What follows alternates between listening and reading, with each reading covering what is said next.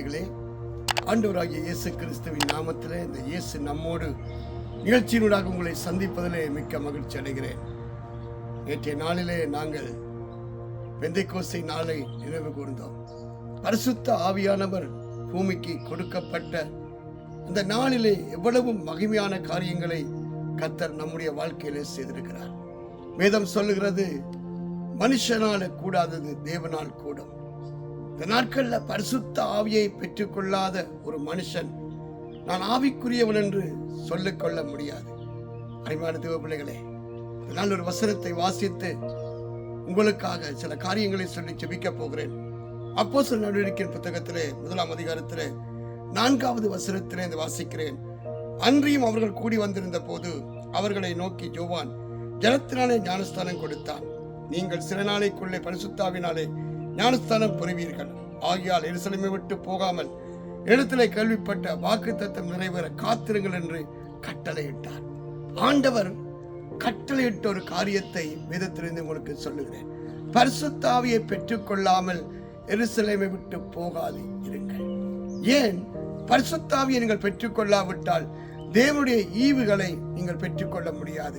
தேவனோடு உறவு கொள்ள முடியாது. வேதத்திலே பார்க்கிற போது அங்கே யோவானுக்கு சுவிசேஷத்திலே வாசிக்கிறோம், அவர் ஆவியாய் இருக்கிறபடியினால் அவரை தொழுது கொள்ளுகிறவர்கள் ஆவியோடும் உண்மையோடும் தொழுது கொள்ள வேண்டுமா? இந்த கால வேளையில உங்களை பார்த்து நான் ஒரு கேள்வியை கேட்கிறேன். ஆவிக்குரியோடு சொல்லுகிறீர்கள், பரிசுத்த ஆவியினால் நடத்தப்படுகிற வாழ்வை உடையவர்களாய் இருக்கிறீர்களா? பரிசுத்த ஆவியானவர் உங்களை நடத்துகிறாரா? ஆவியானவர் அவர் ஆழ்த்தத்துவம் உள்ளவர். அவர் ஏதோ காற்றோ ஏதோ அக்கினியோ ஏதோ காரியங்களோ அல்ல. அவருடைய கிரிகைகள் அப்படியா இருக்கிறதே ஒழிய அவர் ஆழ்த்தத்துவம் உள்ளவர். அதனால்தான் அவர் நம்முடைய தேற்றரவாளன் என்று வேதம் சொல்லுகிறது. ஆண்டவராகிய இயேசு கிறிஸ்து சொன்னார், நான் போவது நலமாயிருக்கும், நான் போனால் சத்தியமாகிய வேறொரு தேற்றரவாளன் உங்களிடத்தில் அனுப்புவேன். அவர் வந்து பாவத்தை குறித்தும் நீதியை குறித்தும் நியாய தீர்ப்பை குறித்தும் உங்களுக்கு கண்டித்து உணர்த்துவார் என்று சொல்லி இருக்கிறார். அருமையான தேவ பிள்ளைகளே, இந்த நாட்கள்ல பரிசுத்த ஆவியை பெற்றுக் கொள்ளாமல் பரிசுத்த ஆவியினால் நடத்தப்படுகிற அனுபவங்கள் இல்லாமல் இருப்பீர்களானால் தேவ சமூகத்துல காத்திருந்து ஜெபம் பண்ணி பரிசுத்த ஆவியானவரை பெற்றுக் கொள்ளுங்கள். பரிசுத்த ஆவியானவர் இல்லாமல் ஒரு கிறிஸ்தவ வாழ்க்கை வாழ முடியாது. ஜெயமுள்ள ஒரு வாழ்க்கை வாழ முடியாது. இந்த பூமியில தேவன் இல்லாமல் எவனும் ஜெயமாய் வாழ முடியாது. இந்த நாட்கள்ல ஆவிக்குரியவர்கள் சொல்லுகிற நம்முடைய வாழ்க்கையில ஆவியானவர் ஆளுமை செய்கிறாரா? ஆவியானவர் நம்மை கரம் பிடித்து நடத்துகிறாரா? ஆவியானவர் நாங்கள் தடுமாறுகிற போது நமக்கு போதித்து நாம் நடக்க வேண்டிய வழியை காண்பிக்கிறாரா என்பதை நாம் ஆராய்ந்து பார்க்க வேண்டியவர்களாக இருக்கிறோம். அருமையான தேவ பிள்ளைகளே, கர்த்தர் நம்மை திக்கற்றவராய் விடேன் என்று வாக்கு கொடுத்தார். அவர் தேற்றவனாகிய பரிசுத்த ஆவியை நமக்கு கொடுத்திருக்கிறார். இன்றைக்கு அநேக கிறிஸ்தவர்கள் மாமிசத்திலேயே இருக்கிறதுனால அந்த தேவனுடைய மேன்மைகளை அறியாதவர்களாய் இருக்கிறார்கள்.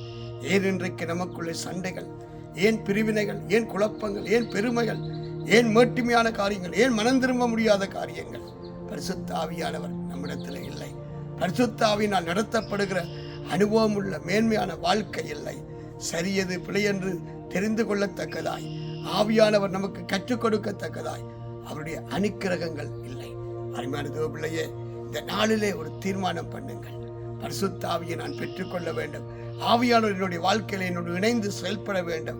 ஆவியானவரை நடத்த வேண்டும் என்று காத்திருந்து ஜெபம் பண்ணுங்கள். வேதம் சொல்லுகிறது, அவரிடத்திலே கேட்கிற எவனும் பெற்றுக் கொள்ளுகிறான். வேதத்திலே தெளிவாக இருக்கிறது, பரிசுத்த ஆவியானவரை கேட்கிறவருக்கு பரமபிதா கொடுக்க அவர் வல்லமை உள்ளவராய் இருக்கிறார். இந்த நாளில பரிசுத்த ஆவியை பெற்றுக் கொள்ளாத தேவ பிள்ளைகள் தேவ சமூகத்தில் உங்களை ஒப்பு கொடுங்க. நான் உங்களுக்காக ஜெபம் பண்றேன். இந்த நாளில உங்க வாழ்க்கையில் ஒரு மாற்றத்தை பார்ப்பீர்கள்.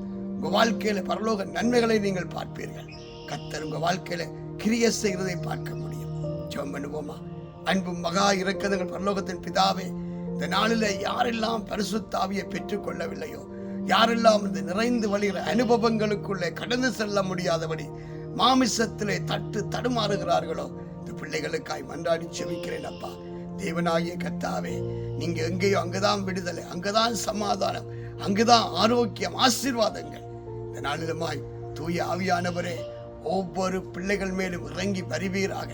ஆண்டவரே, யோவேல் தீர்க்கதரிசினால் உரைக்கப்பட்ட பரிசுத்த ஆவியானவரே மாமிசமான யாவர் மேலும் நீர் ஊற்றப்பட வேண்டும் என்ற காரியங்கள் நிறைவேறத்தக்கதாய் யாரெல்லாம் வாஞ்சியாய் தவனமாய் உம்மை நோக்கி பார்க்கிறார்களோ அந்த பிள்ளைகளுடைய வாழ்க்கையில மேன்மைகள் வெளிப்படட்டும், தடைக்கற்கள் உடைக்கப்படட்டும். ஆண்டவரே, ஆசீர்வாதத்தின் ஊற்றுக்கள் திறக்கப்படட்டும், மேலான கிருபைகள் கடந்து வரட்டும். ஆண்டவரே, மரணத்திலிருந்து நீங்கி ஜீவனுக்குள் நித்திய வாழ்வுக்குள் கடந்து வரத்தக்கதாய் அனுக்கிரகம் செய்யுங்க. ஆண்டவரே, துக்க நாட்கள் முடிந்து போகட்டும். சந்தோஷத்தினால், சமாதானத்தினால், ஆசீர்வாதத்தினால், ஆரோக்கியத்தினால் ஒவ்வொரு பிள்ளைகளை நிரப்புவீராக. எங்கேயோ அங்குதான் விடுதலை, அங்கேதான் சமாதானம், அங்கேதான் ஆசீர்வாதம். இந்த நாட்களில் எங்கே ஆசீர்வாதம், எங்கே சமாதானம், எங்கே சந்தோஷம் என்று ஏங்குகிற ஒவ்வொரு பிள்ளைகள் வாழ்க்கையில் தேவ ஆவியானவரே இறங்கி வருவீராக. அவர்களோடு கூட இருப்பீராக. மேன்மையானதை மேலானதை காணும்படி அனுக்கிரகம் செய்யும். இயேசு கிறிஸ்துவின் நாமத்தில் ஜெபிக்கிறேன் என் ஜீவனுள்ள நல்ல பிதாவே, ஆமேன், ஆமேன். அருமையான தேவ பிள்ளைகளே, பரிசுத்த ஆவியை பெற்றுக் கொள்ளுங்கள். ஒவ்வொரு நாளும் ஆவியில நிறைந்து அந்நிய பாஷை பேசி ஜெபம் பண்ணுங்கள். கர்த்தர் உங்களோடு கூட இருந்து உங்களை கரம் பிடித்து நடத்துகிறதை, உங்களோடு பேசுகிறதை நீங்கள் பார்க்க முடியும். கர்த்தர் உங்களை ஆசீர்வதிப்பாராக. நம்மோடு சேர்ந்து நீங்கள் ஆராதிக்க விரும்பினால் டொரண்டோ எழுப்புதல் சுவிசேஷ சபை மார்க்கம் ரோட்டில் இருக்கிறது. தயவு செய்து வாருங்கள், கூடி ஆராதிப்போம்.